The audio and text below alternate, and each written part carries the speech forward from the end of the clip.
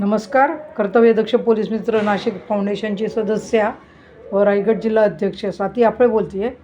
मला जे हे मिळालं आहे, आपलं डॉक्टरेट मिळाली आहे, मानद डॉक्टरेट वर्धाला, त्याचं अभिनंदन करण्यासाठी आज ना बदलापूर अध्यक्ष कर्तव्यदक्ष पोलीस मित्र बदलापूर अध्यक्ष कैश कोहरी सर आलेत. ते माझं अभिनंदन करतात. धन्यवाद कोहरी सर, आपल्याला अनेक अनेक धन्यवाद. आणि आपण आल्याबद्दल